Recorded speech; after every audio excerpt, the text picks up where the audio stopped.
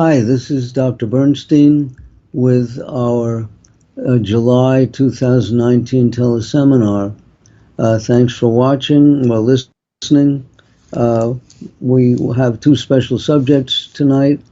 The first one relates to SGLT2 antagonists.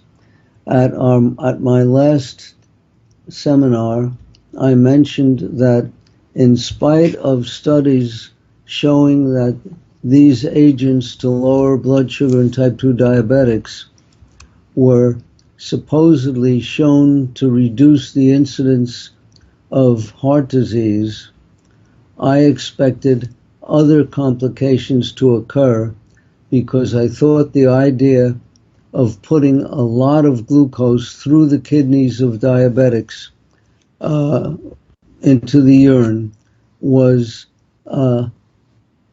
just unnatural and likely to cause problems. And lo and behold, we have an article in one of the endocrinology journals, which has been some subject in general news, to the effect that gangrene cases surge in patients treated with SGLT2 inhibitors. This is gangrene of the feet that frequently leads to amputations. So I certainly would not want to treat one of my patients with a medication that increases the incidence of amputations. And as I suspected previously, I would expect more news about serious side effects from the use of these agents. This is just my suspicion, my expectation, not necessarily going to turn out to be true. But it's been verified with this gangrene study. One other special subject that relates to several recent studies of blood sugar meters and blood sugar test systems like continuous glucose monitors. Frequently, the results of these studies will highlight one particular meter system as being superior, but you have to be careful. You have to look and see who paid for the study or who was responsible for the study. And if it was a meter maker, you could be sure to expect that that company's meter is going to come out on top. Another thing to look at is, did the study disclose at what blood sugars the various meters were superior or inferior? And most of the studies do not disclose that. So you could have a meter that was very accurate at blood sugars of 200, and that would make the ADA very happy because they like to see an A1C of 7 for most diabetics, which is an average blood sugar of around 200. But for my patients, we have an average blood sugar in the 80s, or for kids in the 70s. We want a meter that's most accurate at those values. So if the study doesn't show you where the meter is accurate, it's not telling you very much. So at least for the time being, go by the recommendations that I make, because we usually do our own studies of any new meters that come out. Now we'll get down to the questions. 61 years old, recently diagnosed with type 2 diabetes. Reduced A1C from 7.9, which is an average blood sugar of about 210 milligrams per deciliter, to 5.1, which is around 105, through diet and exercise. Does that mean that my diabetes is cured and my beta cells will work better now? Well, your beta cells might work better because high blood sugars are toxic to beta cells, but it has not cured your diabetes. The fact that you're going to have to stay on the diet and continue the exercise for the rest of your life, or else your blood sugars will go up, tells you that you still have diabetes. So you'll have to continue the treatment for the rest of your life.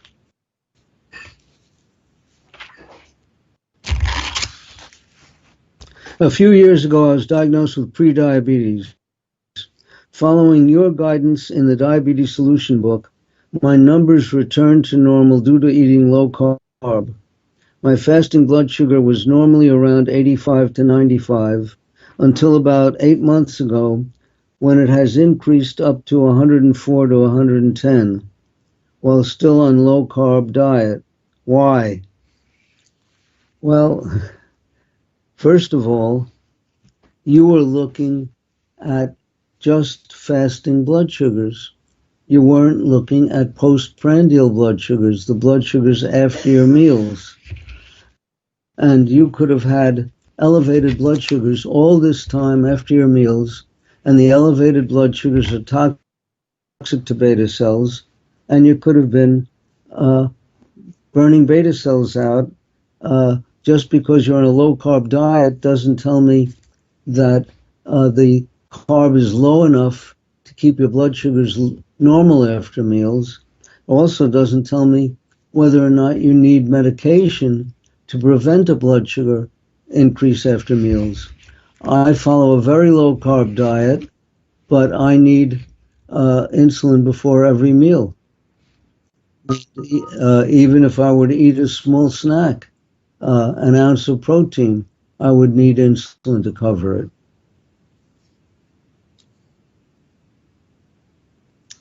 After following a low-carb diet since 2012, I started carnivore on June 20th, 2018. Cholesterol went up a lot, but insulin level dropped.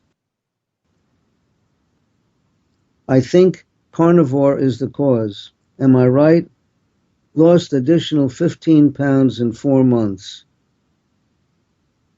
Well, first of all, your insulin level that someone measured, probably by radioimmunoassay, was at what blood sugar?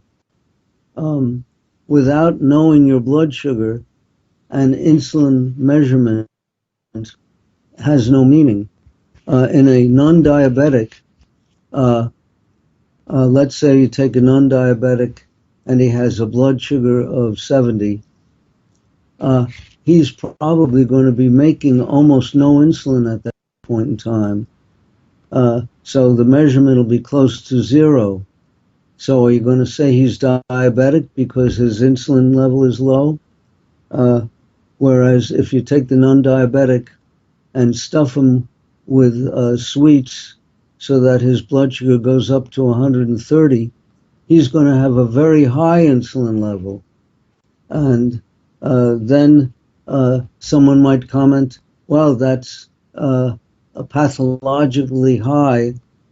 Maybe he has an insulinoma, a tumor that's making too much insulin. So you must know the blood sugar at the time that the insulin level is checked. As far as the carnivore diet, I don't quite know what that is. The fact that cholesterol went up doesn't tell me anything because cholesterol is made up of so many components. Triglyceride, HDL, small dense LDL, large buoyant LDL. Total cholesterol is not a risk factor for anything. In fact, it's been found that people with very low cholesterol levels have a higher incidence of suicide. So the value of high or low cholesterol is no longer studied. We look at the details.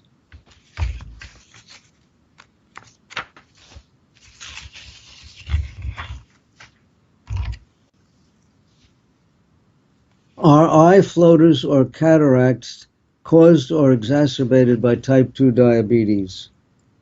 Well, they can be, but they also can be unrelated. For example, if we look at eye floaters, you can, if you are a high myope, that is, you're very nearsighted, the shape of your eyeball will be more egg-shaped instead of spherical.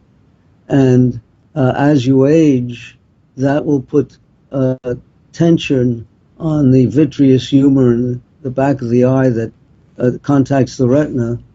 And because of the shape of the eye, you might have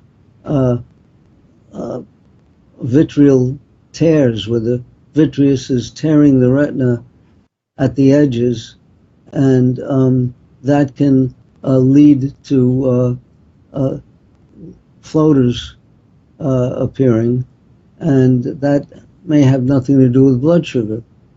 On the other hand, you can get floaters for a variety of other reasons, including microhemorrhages and whatnot that are caused by blood sugars.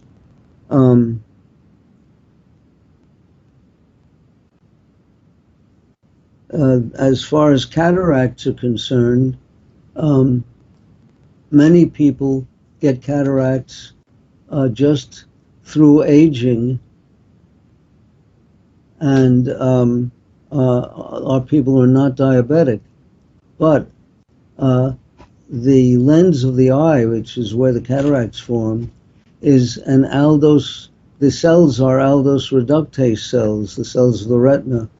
And these are cells that can admit glucose in the absence of insulin, unlike, let's say, muscle or fat cells. And you can have very high levels of glucose in these cells, and they can be rapidly damaged by high blood sugars causing cataracts.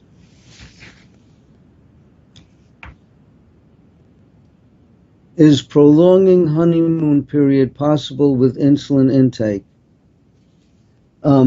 If you keep blood sugars absolutely normal, and if you catch it very early. So I've had a few patients over the years where I make the diagnosis of diabetes, where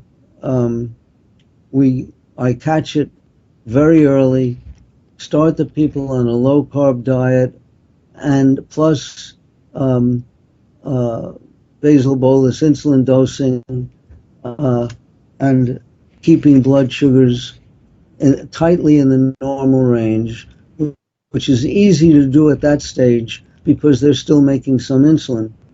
And I've kept their initially very low insulin doses constant for as long as 30 years. In other words, maintained the honeymoon period. And I see this currently, for some reason or other, I'm getting more child diabetics, and we're catching them early and preserving their honeymoon periods. So, and it seems that if you play the game right and really keep blood sugars normal, say for the kids in the 70s, we can perpetuate the honeymoon period indefinitely. But I can't guarantee that. It's just the limited number of cases that I've seen. Is it bad for you to have ketones with normal blood sugars? That's a very good question. A lot of people are trying to do that nowadays.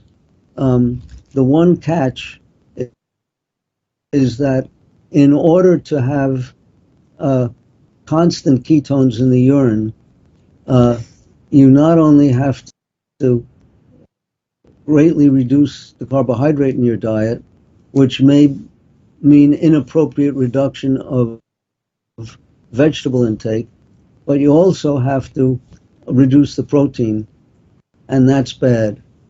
So I will see a number of people coming in who are on what they call keto diets, who are look very unhealthy and wasted and weak, and it's because they've not been consuming enough protein. So if you're going to uh, have ketones all the time with normal blood sugars, either you're uh, obese and losing weight continually, which is good, or you're depriving yourself of something, protein, vegetables, or whatever. So I'm not very keen on these keto diets.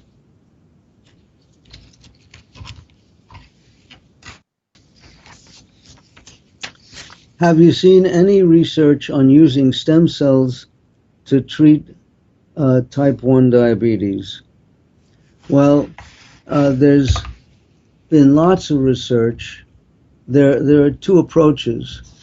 One approach is to inject people with either their own stem cells or stem cells from animals or stem cells from another human. And these attempts have been very unsuccessful. The wiser approach is to somehow or other get the stem cells that everyone naturally has in their body, the stem cells for beta cells, the precursors of beta cells that make insulin. And we know what some of these stem cells are. We know, for example, that the alpha cells that make glucagon can transform to beta cells. So if we can find a way of inducing alpha cells to transform into beta cells, and remember, diabetics still have alpha cells, even though they may have destroyed virtually all of their beta cells. And indeed, some studies have shown certain hormones or chemicals that can be administered to diabetic animals that get their alpha cells to turn into beta cells. So that approach is being studied. Then it's been discovered that the endothelial cells of the ducts that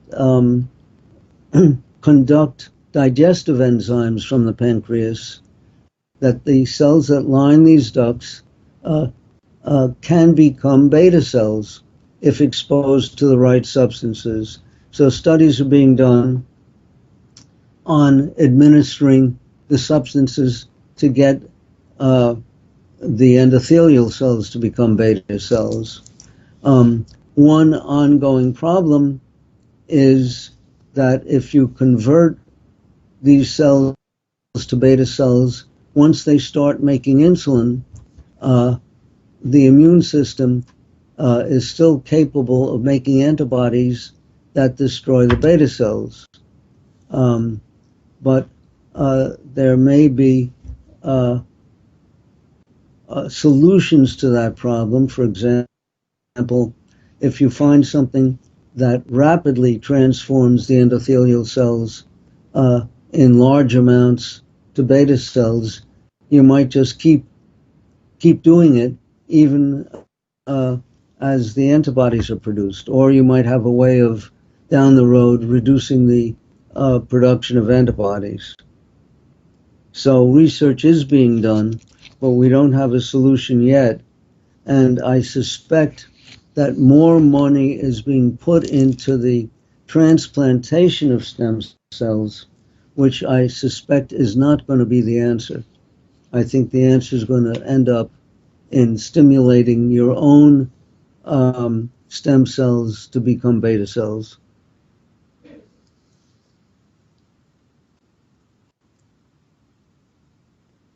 I'm a 48-year-old type 1. While my blood sugars greatly improved, 15 years ago, gratefully following your program, my A1C has not been less than 5.6. I have chronic constipation. Though no obvious gastroparesis, I tried domperidone, Zofran, and 2 months on a liquid diet. No difference in blood sugars. Your instructions are in hand. A technician did an RR study on me in 2009, and the result was a line without spikes. That's a straight line EKG. Well, before we get to his question, I should point out that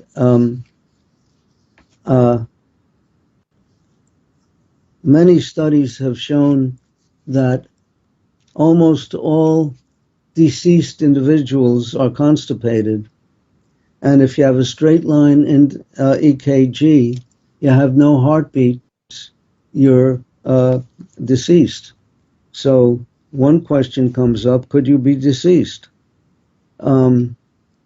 My guess is that you're still alive and that the technician did not use the 4 leads that are necessary for doing an RR study. She may have left one lead off and you got a flat line.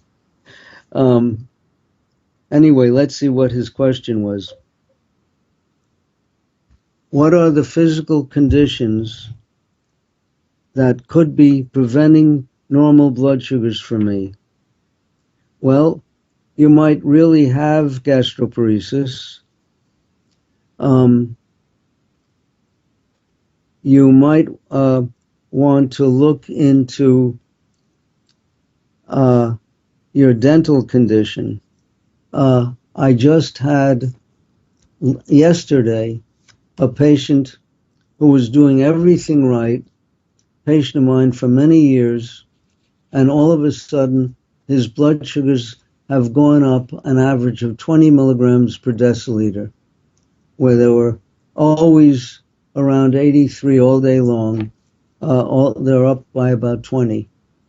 And I sent him to the dentist, and lo and behold, he has a root canal infection, which means that when you have a root canal infection plus elevated blood sugars, you already have an infection in the jawbone adjacent to that infected tooth and have what's called osteomyelitis, which causes blood sugar increase. So we certainly should check your teeth and look for other possible infections. I assume there's been no changes in your diet. So I would look for infections. Also, might look for deterioration in the insulin you're taking, if you changed brands or whatever. Another problem is if you're using one of the insulin pens, you might get leakage from the injection site. So you should rub your hand over the injection site after every injection and see if it's wet. If the skin is wet, it means you've lost some insulin. You might be routinely losing insulin. Can you recommend any peer-reviewed data that may show my doctor to affirm any superiority of glucophage over generic metformin?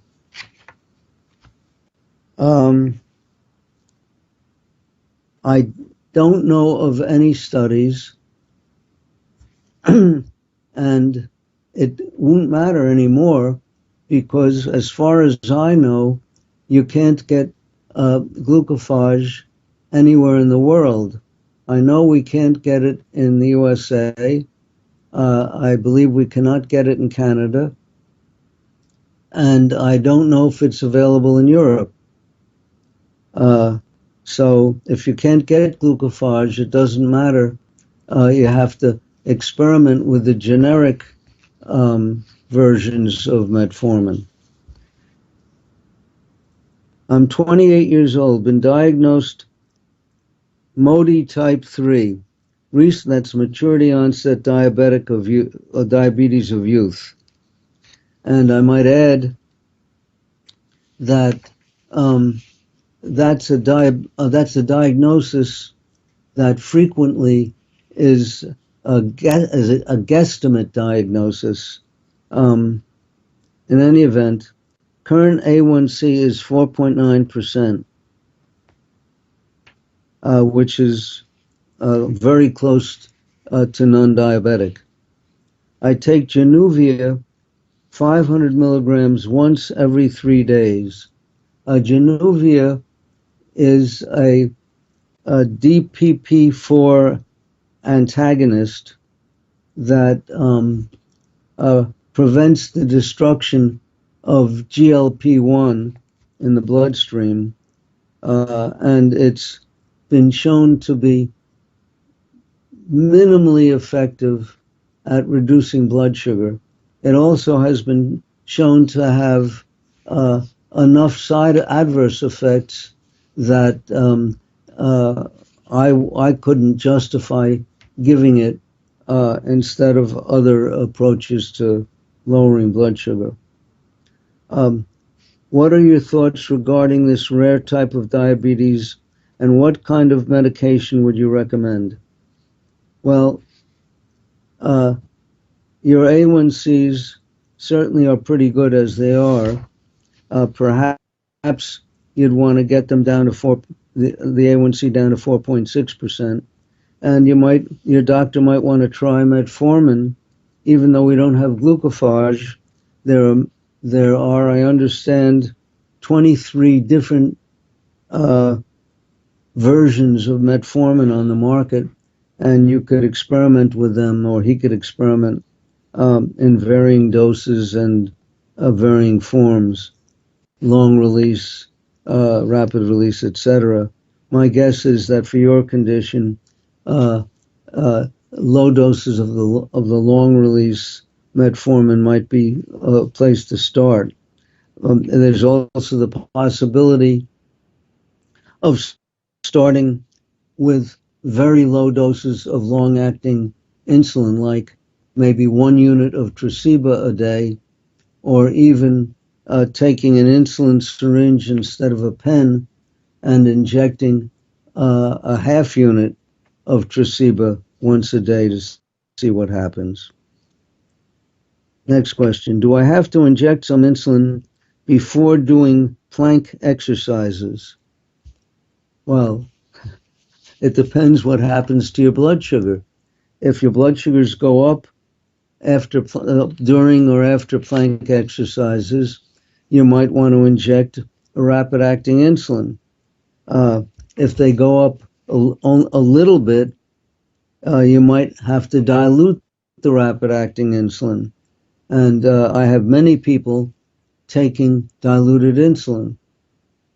And we have dilutions of rapid-acting insulin that we make, or have a compounding chemist make, anywhere from 1-to-1 to even 10-to-1, where you're taking an 11th of a unit instead of a whole unit, or a quarter of a unit would be a 44th of a unit. So it's possible to get very low doses of insulin.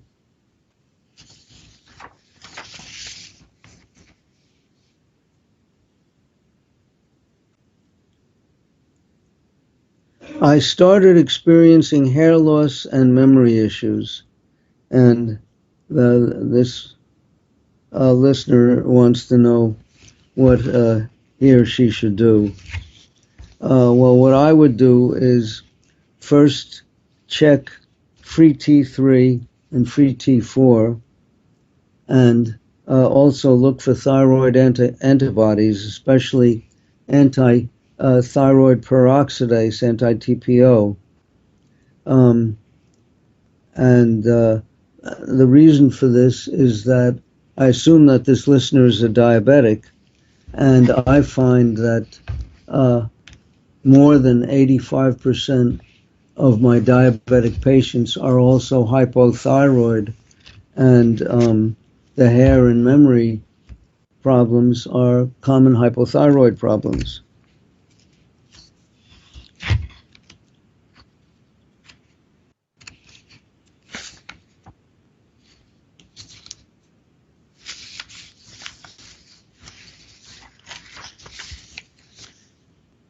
Is it possible that the diabetes solution diet can increase LDL levels?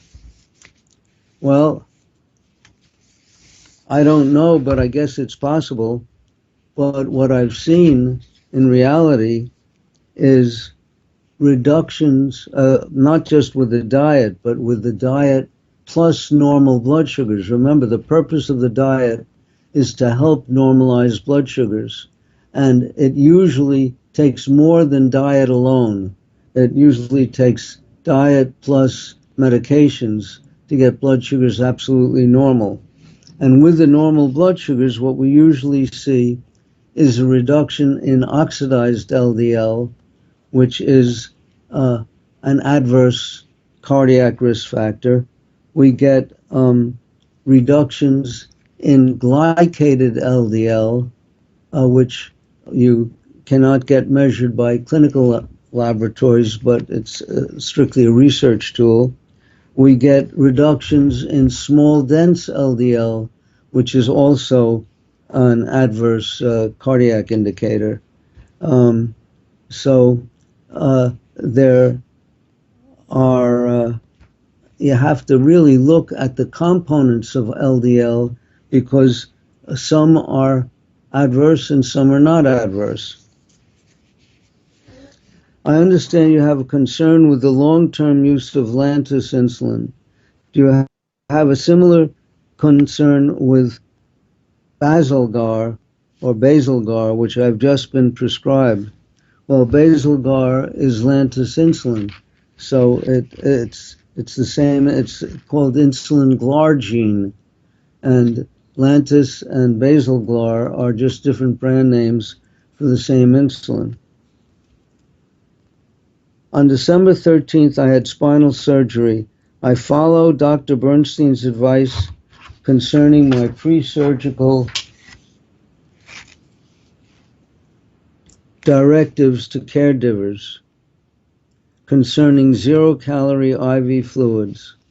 I thought I had it covered this time, but when my daily fasting blood sugars skyrocketed, I was initially stumped as to why, but I did find the source.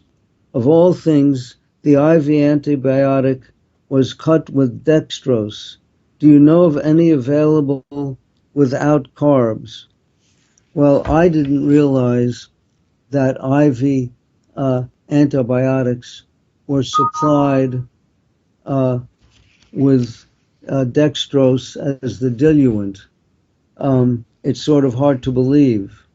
What I suspect is that they took an antibiotic and injected it into a bottle of D10, which is 10. They call it saline. It's called D10 saline, but it's really saline or saltwater solution that's got 10% glucose, and they probably injected the antibiotic into that bottle, and that's how you got the glucose. You could, as well as I could, study the internet to see if there are any antibiotics, IV antibiotics, that are that come mixed with glucose. I would doubt it, but you could find out for yourself. For a recently diagnosed type 2 diabetic who is able to reduce his A1C to 5.3 in 6 weeks by eating very few carbs, is it possible to become normal? That is, would the cells start working normally? Or if he goes back to a normal diet, would the blood sugar numbers just go back to where they were prior to the very low carb diet? Yeah, you made a good guess. That's what I would expect to happen.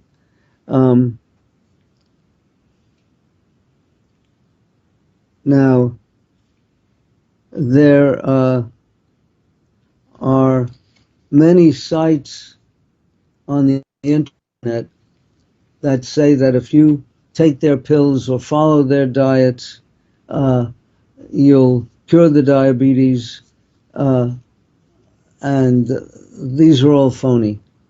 You can't make it go away just by temporarily normalizing your blood sugar.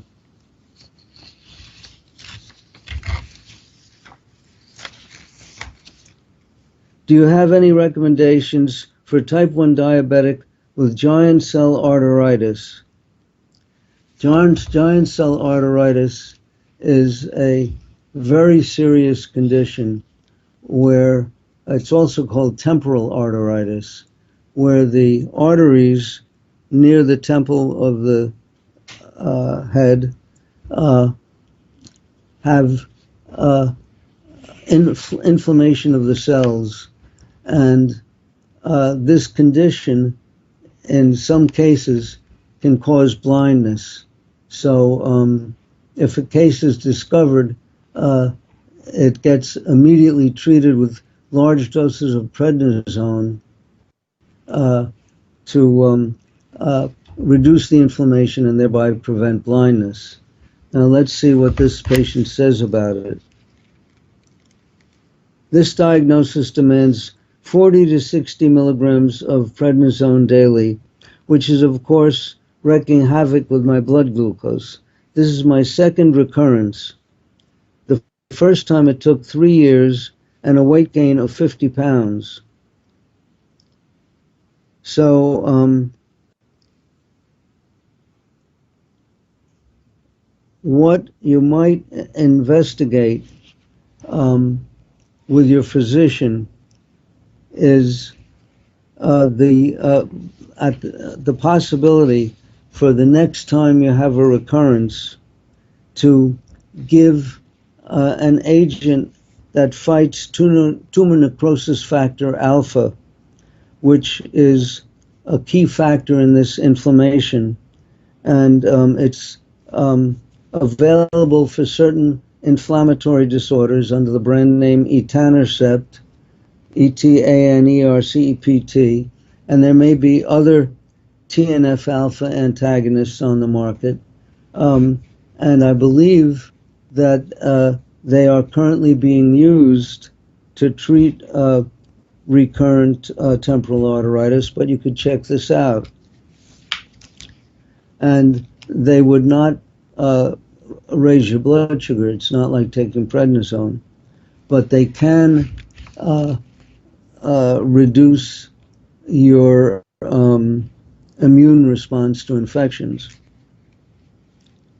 Have you considered polling your patients to see if any have successfully switched to generic metformin from Glucophage?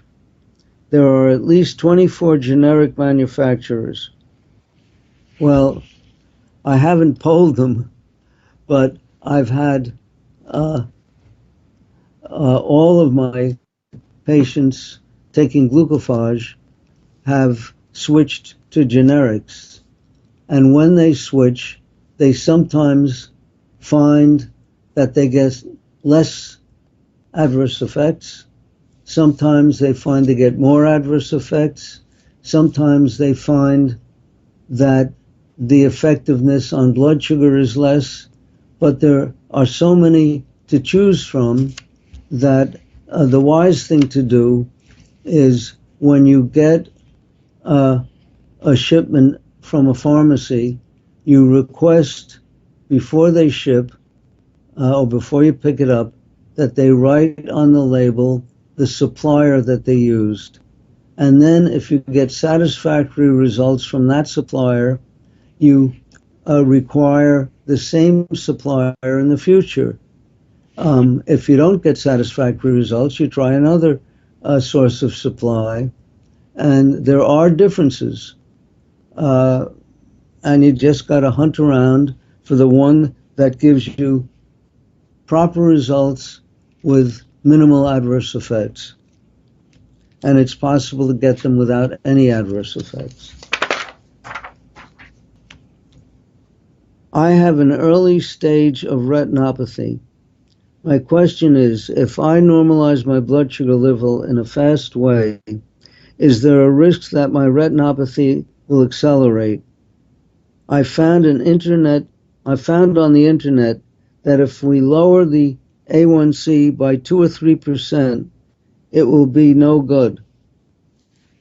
The truth of the matter is, and I've stated this on my videos and on my teleseminars, that if your IGF-1, insulin-like growth factor number 1, is elevated and you're a type 1 diabetic and already have retinopathy, there's a good chance that retinopathy will accelerate if you rapidly normalize your blood sugar.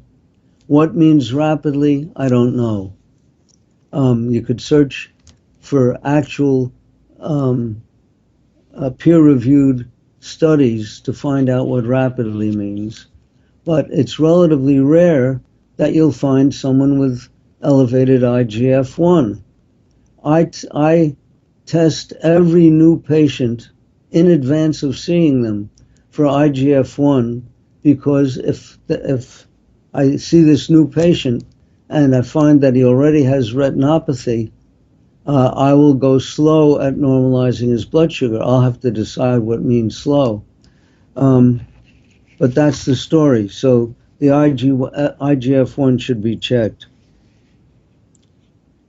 Could you advise us what is the blood sugar meter test strips you are recommending now? I've been getting very erratic results with my current meter or test strip, Bayer Contour Next. Yes, we use the Freestyle Freedom or Freedom Light test strips. And in the normal range, we get very closely repetitive values. So if I get a reading of 90 the first time, I might be on the nose 90 the second time, and maybe 91 the third time.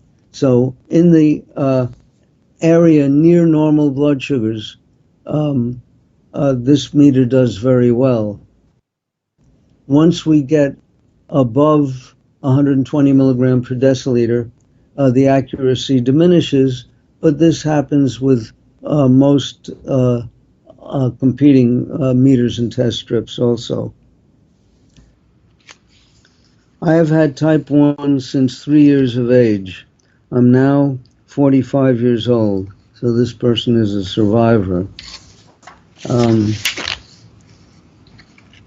I have had a high pulse rate, 100 to 120, for a long time, since my early 20s, and I've always wondered why.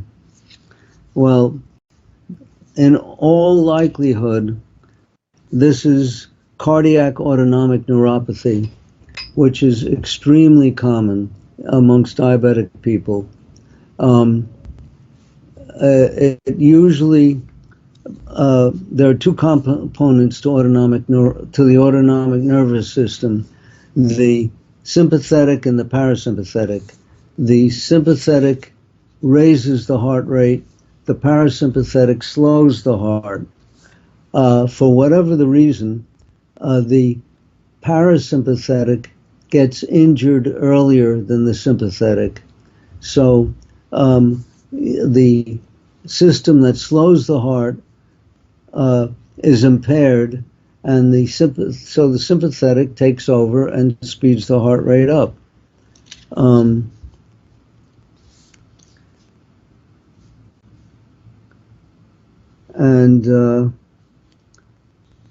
Is there a way to change this? Well, all of the neuropathies improve over time with normal blood sugars. But once you have cardiac autonomic neuropathy, you probably also have autonomic neuropathy that affects the digestive system. So you may have gastroparesis, and that makes blood sugar control much more difficult. It's this autonomic neuropathy that enables us to do an RR interval study with an EKG machine to diagnose gastroparesis. I am a recently diagnosed type 1 diabetic. I have an A1C of 5.1. That's an average blood sugar of about 104. And I'm still working on getting into the 4s. In the past, I have done both running and bodybuilding and have lost most of my muscle mass in the year prior to diagnosis. I would like to start bodybuilding again soon, but I don't know how much muscle would be most beneficial for me as a type 1 diabetic. In your opinion, should I build as much muscle as possible or limit it with the goal of requiring the least amount of insulin in mind? I think that this is a matter of personal preference, and also depends in part on the amount of free time you have, because muscle building takes it's work and it takes time, and the more time you have to kill, the more time you could spend muscle building. It lowers insulin resistance. Does it make blood sugar control any easier? Although I earnestly recommend exercise for type 1 diabetics, and I recommend both bodybuilding and cardiac exercises, they don't make blood sugar control easier. It makes it more difficult. And I've discussed this in my book, and I think I even have a chapter on exercise. It's harder to control your blood sugars while you're exercising, and if you put in a lot of time in a day, it could force your blood sugars to be going down for much of the day. A certain kind of exercises may raise blood sugar, or exercise during certain times of the day can raise blood sugar.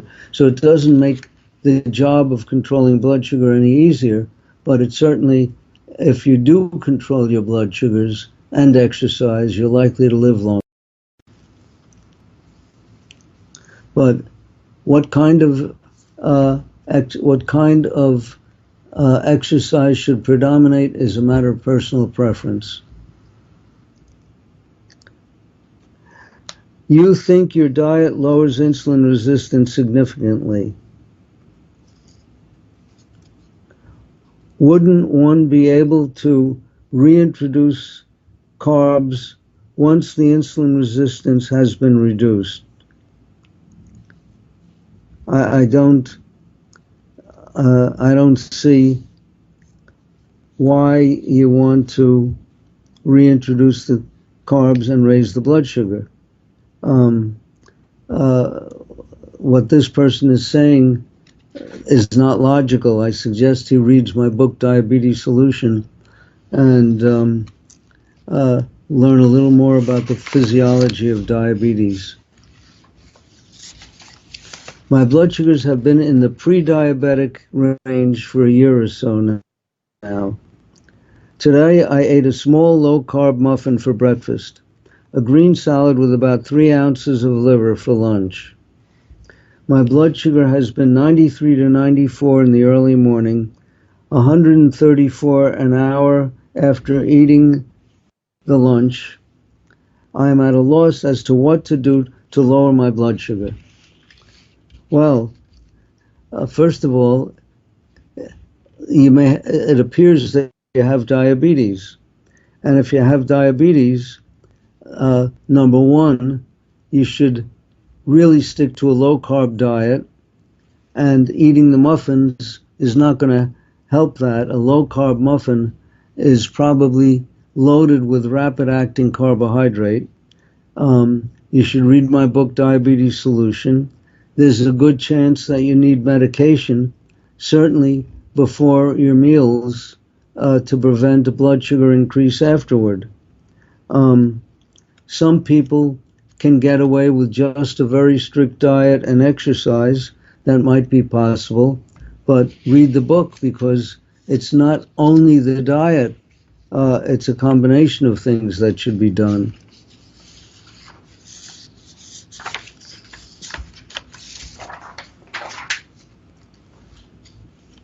My doctor wants me to take 10 milligrams of ezetimibe. That's a medication that interferes with the dietary absorption of cholesterol. But I am concerned about the side effects, and also since my triglyceride is not bad, I'm not sure if I need to take that medication. Well, it doesn't. The ezetimibe should not affect your serum triglyceride level, which depends upon the amount of carbohydrate that you eat. The GLY in triglyceride stands for glucose, and it's derived from blood glucose. So, and the ezetimibe is not going to reduce your blood glucose. So that has nothing to do with triglyceride.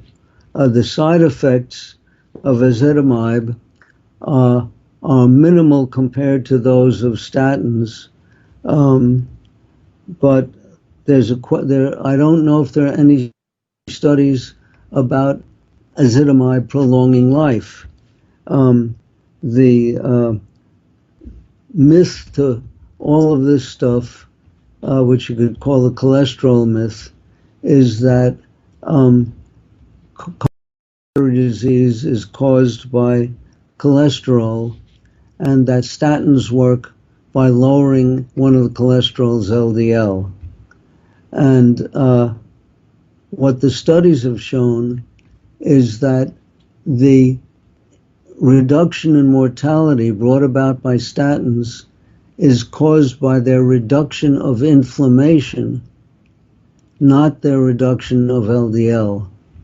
So if you have a high inflammatory state, which the doctor can measure, then a statin might be of value, and the ezetimibe would be of no value. And you could search the scientific literature to see if there's any study that shows that ezetimibe improves longevity. I doubt that it does.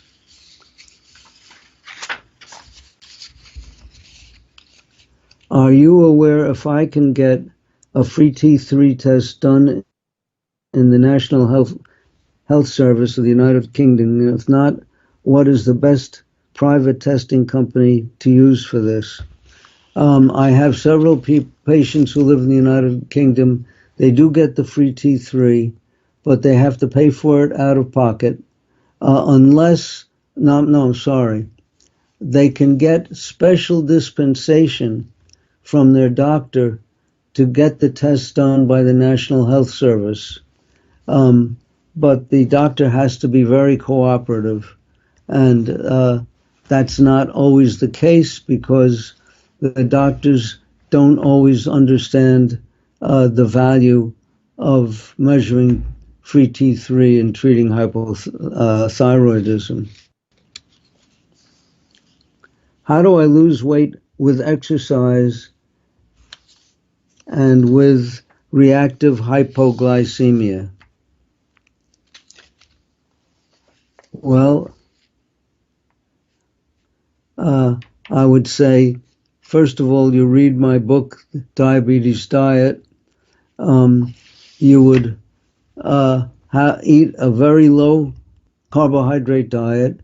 You may have to have protein snacks all day long, but they'd be small. And you could use exercise to build muscle mass, which will lower your insulin resistance so that you'd be more likely to break down fat.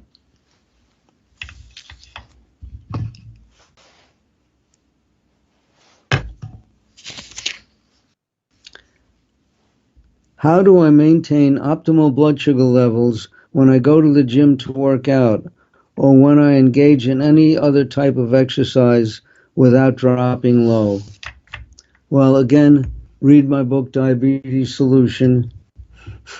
I'm a type 1 diabetic, so I have to take insulin to stay alive. And when I'm working out, I have to get frequent blood sugars. Fortunately, I have a continuous glucose monitor on, but that's not always accurate if your blood sugar is changing rapidly. So I have to depend upon alarms from my continuous monitor, but every few exercises, I will check myself and I'll drink liquid glucose to rapidly raise my blood sugar if it's low. And even if it's on target, which for me is 83 milligrams per deciliter, I will take a little glucose to get me into the 90s, because I know that after a few exercises, I'll be coming down again. So it's a constant job, but it's worth it.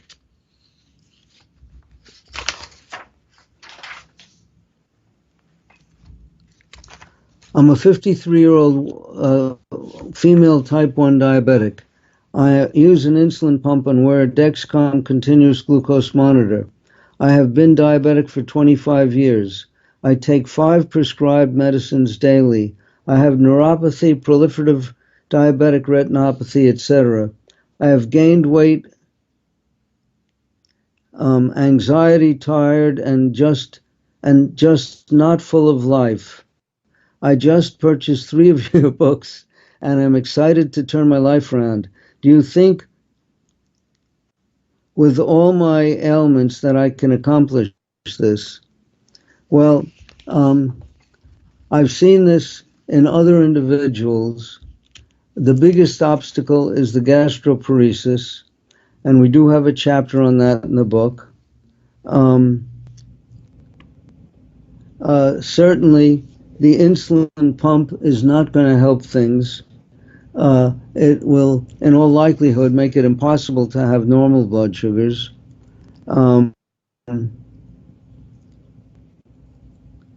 But since others have succeeded with obstacles such as yours, I think you should give it a try.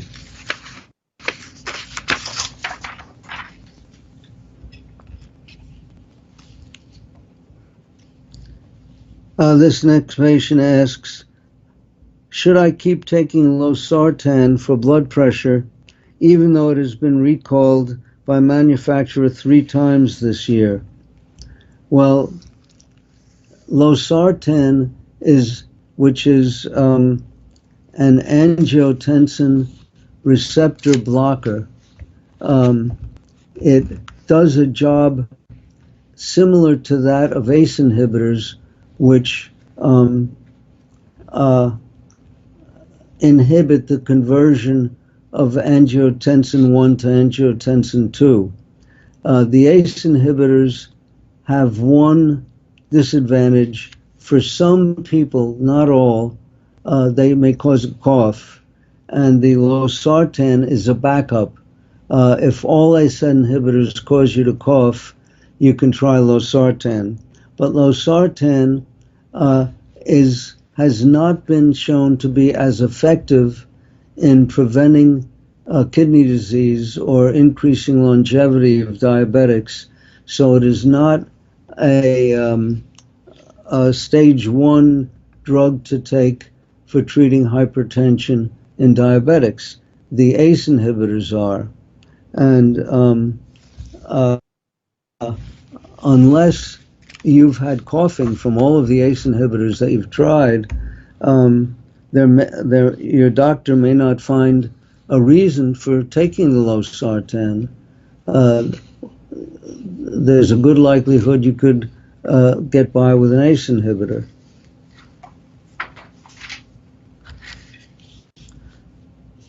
I am 66 years old. Should I be satisfied with an A1C in the low fives, or should I consider insulin? My only diabetic medication is metformin. Well, first of all, there's something called low carbohydrate diet, which might all by itself get your A1C back down into the fours. So I'd certainly try that. If you're overweight, losing weight can get your A1C down, lowering insulin resistance, and exercise can help. So I would try all of those first, and if you're doing all of those and would like to go further, as I've mentioned previously, there's the possibility of using diluted rapid-acting insulin before meals, or small doses of long-acting insulin like Tresiba, quarter EV unit a day, 1/4 unit per day. I've looked over your list of prohibited foods as overwhelming. Is there a list of what can be eaten? Well, you have to look at my book. In the book, we show a list of something like 45 different vegetables, plus there's many protein foods. So we list many more foods that can be eaten than those that should be restricted. So the name of the book is Diabetes Solution. There's also a book called Diabetes Diet. You can get them both from Amazon or from other stores on the internet.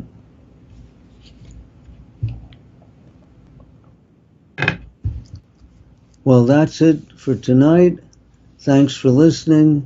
We'll be returning on Wednesday, August 28th, 2019. See you then.